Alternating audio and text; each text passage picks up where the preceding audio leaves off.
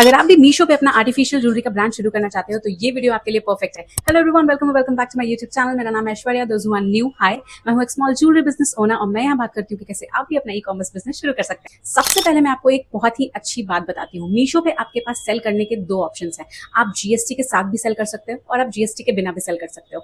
अब इसमें डिफरेंस क्या है? जब आप जीएसटी लेके प्रॉपर ब्रांडिंग करके आप आते हो तो आपका एक बिजनेस रजिस्टर्ड होता है, तो आप पैन इंडिया यानी कि ऑल ओवर इंडिया सेल कर सकते हो। वहीं पे अगर आप नॉन जीएसटी अकाउंट के साथ शुरू करना चाहते हो तो आप सिर्फ अपने स्टेट में सेल कर सकते हो। जैसे कि अगर आप दिल्ली के हो तो आप सिर्फ दिल्ली में सेल कर पाओ। अब ये तो बात हो गई जीएसटी और नॉन जीएसटी की। अब दो तरह के बिजनेस मॉडल्स भी होते हैं जिनको यूज करके आप मीशो पे अपना ज्वेलरी ब्रांड शुरू कर सकते हो। सबसे पहला मॉडल होता है रीसेलिंग मॉडल और ये बहुत कॉमन है। और जब मीशो शुरू हुआ था तो सबसे ज्यादा लोग वहां पे यही करते थे, दैट इज रीसेलिंग। अब रीसेलिंग क्या है कि आप बहुत अच्छे अच्छे सप्लायर्स के फोटोज को, वीडियोज को डाउनलोड कर लो, उनको आप कॉन्टैक्ट कर लो अगर पॉसिबल है तो, और उनके पिक्चर्स पे अपना प्रॉफिट मार्जिन लगा करके आप व्हाट्सएप और इंस्टाग्राम जैसे अपने सोशल मीडिया प्लेटफॉर्म्स पे सेल करो। So this is called reselling और ये बहुत ही कॉमन मॉडल है। जो भी लोग इन्वेंट्री नहीं रखना चाहते हैं के लिए ये बहुत ही अच्छी अपॉर्चुनिटी। नेक्स्ट जो होता है वो होता है सप्लायर मॉडल, यानी कि आप एज अ सप्लायर वहां पे एनरोल हो रहे हैं कि मैं जो है अपने इन्वेंट्री को रखूंगी, अपने प्रोडक्ट्स को रखूंगी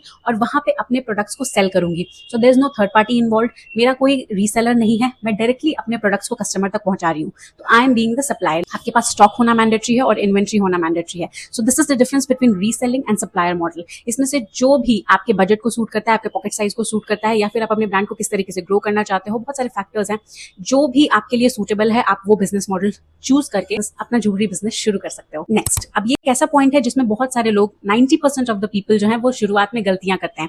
वो कुछ भी बेचना शुरू कर देते हैं, जैसे किचन अप्लायंसेस बेचना शुरू कर देते हैं, कुछ इलेक्ट्रॉनिक्स बेचना शुरू कर देते हैं जिनमें उनका इंटरेस्ट भी नहीं है, ना उन्होंने इसके ऊपर रिसर्च करा है, उनको पता भी नहीं है कि ये कहाँ से मैं लूंगा, कहाँ से कितना प्रॉफिट मार्जिन लगा करके आई विल सेल। वो बस रैंडमली किसी निश को सेलेक्ट कर लेते हैं और उसको बेचना शुरू कर देते हैं। सबसे पहले आपको देखना है कि कौन से ऐसे प्रोडक्ट्स हैं जो पूरे साल चलेंगे।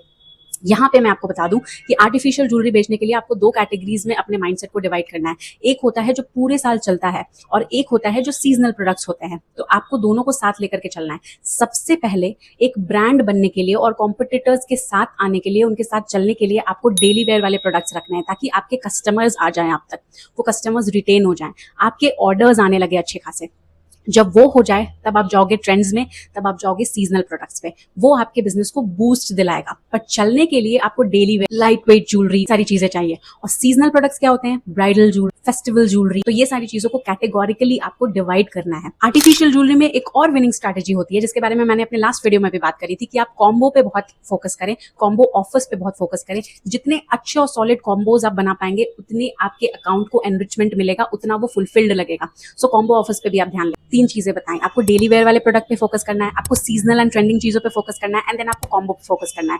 ये तीनों आपके आर्टिफिशियल ज्वेलरी बिजनेस को बूस्ट दिलाएगा ही दिलाएगा। Somebody was asking me the other day कि ट्रेंडिंग प्रोडक्ट्स पता कैसे करें। तो ट्रेंडिंग प्रोडक्ट्स के लिए सबसे अच्छा प्लेटफॉर्म जो है वो इंस्टाग्राम है। आप वहां पे Amazon फाइंड्स करके सर्च करो, ट्रेंडिंग ज्वेलरी करके सर्च करो। और लुक, अगर आप एक ओनर हो तो आपको इन सारी चीजों के बारे में रिसर्च करते रहनी पड़ेगी। उसके लिए मैं आपको सजेस्ट करूंगी, you always have to take out time each day और वहां पे आपको एक आधा घंटे कीवर्ड्स डाल डाल के सर्च करते रहना पड़ेगा कि क्या एक्चुअली में ट्रेंडिंग है, क्या चल रहा है, what is going on in the market. Kashmiri झुमकास चल रहे हैं, कोरियन झुमकास चल रहे हैं, what is exactly going on in the market. जब आपको ये चीजें पता रहेंगी तभी आप अच्छे से वायरल और सीजनल चीजों को अपने अकाउंट में इनकॉर्पोरेट कर पाओगे। सो ट्रेंड्स पता करने के लिए आपको अपने साइट से रिसर्च करते रहना बहुत ही जरूरी है। नेक्स्ट, आपको करना है अपने अकाउंट को सेटअप और स्टार्ट करनी है सेलिंग। तो मैंने दो बिजनेस मॉडल्स बताए, उसके हिसाब से मैं बताती हूँ। अगर आप रीसेलिंग कर रहे हो तो आप मीशो के ऐप को डाउनलोड करोगे, वहां के सप्लायर्स के फोटोज डाउनलोड करोगे, उनके प्रॉफिट मार्जिन को समझोगे, अपना प्रॉफिट मार्जिन उसमें लगाओगे and then you will start selling. Next, supplier model में आपको क्या करना है? अपना एक सप्लायर पैनल पे अकाउंट बनाना है मीशो में जाकर के। वो जो इन्फॉर्मेशन आपसे पूछेंगे आपको वो इन्फॉर्मेशन डालनी है, अपने शॉप का नेम डालना है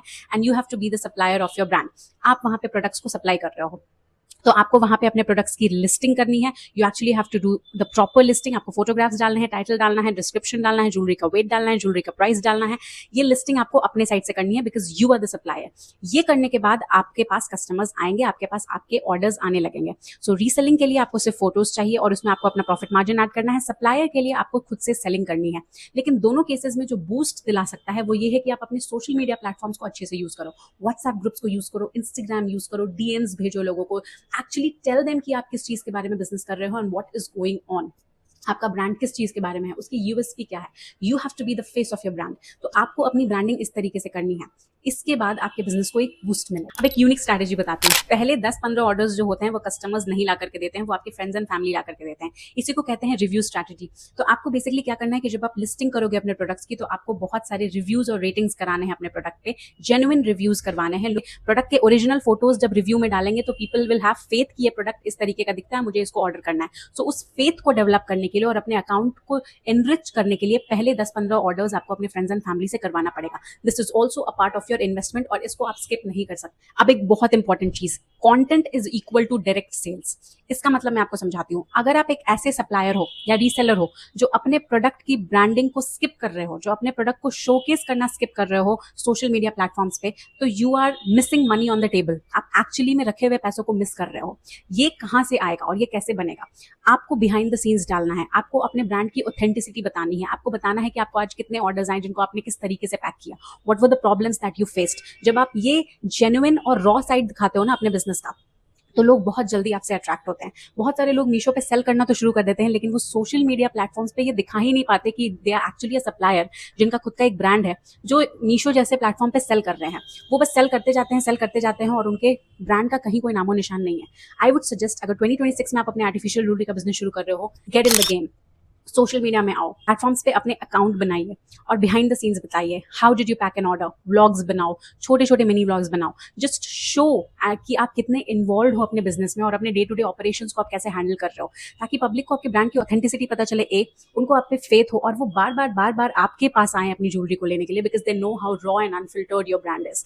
तो इसके लिए सोशल मीडिया जो है एक बहुत अच्छा ट्रिक है अपने ब्रांड की ब्रांडिंग करने के लिए और अपने ब्रांड को एक ऑर्गेनिक बूस्ट देने के लिए। So never under estimate the power of social media. आपको किसी भी बिजनेस को स्टार्ट करने से पहले ना उसकी स्केलिंग स्ट्रैटेजी को समझनी पड़ेगी। मीशो में जब आप अपना ब्रांड शुरू कर रहे हो तो वो आपको फास्ट मनी ला करके नहीं देगा। ऑफकोर्स कई बार क्या होता है कि आपका प्रोडक्ट तुरंत से ट्रेंड हो जाता है, कई बार बहुत महीने लगते हैं, तो आपको कोशिश करते रहनी पड़ेगी। Reviews, rating, packet upgradation, time to time discounts, सारी चीजों को आपको लेकर के चलना है। एक निश बनाना है, जैसे कि अगर आप ब्राइडल ज्वेलरी सेल कर रहे हो तो आप ब्राइडल ज्वेलरी में ही हो, अगर आप डेली वेयर ज्वेलरी सेल कर रहे हो तो डेली वेयर ही ज्वेलरी में हो। उसके बाद आपको उसी से रिलेटेड अपना कस्टमर बेस बनाना है। जब वो कस्टमर रिटेंशन हो जाएगा तो आप नेक्स्ट पे मूव कर सकते हो और इस तरीके से आप अपने बिजनेस को स्केल कर पाओ। अब जाते जाते कुछ मिस्टेक्स जो आपको बिल्कुल ही अवॉइड करने हैं अपना आर्टिफिशियल ज्वेलरी बिजनेस शुरू करने से पहले। कोई भी रैंडम प्रोडक्ट नहीं चूज करना है, अच्छे मैन्युफैक्चरर को पकड़ना है, अच्छे से अपने बिजनेस को स्केल करना है, कंसिस्टेंसी मेंटेन रखनी है, रिटर्न से ज्यादा घबराना नहीं है, उनको समझना है, उनको स्टडी करना है, उनको फिक्स करना है। तो इसी के साथ करते हैं वीडियो को एंड। अगर आपको वीडियो पसंद आई हो तो do like, share, comment, subscribe to my YouTube channel which is jewels of joy by Aishwarya. और मिलते हैं अपने अगले वीडियो में फिर किसी नई इन्फॉर्मेशन के साथ। तब तक के लिए बाय बाय।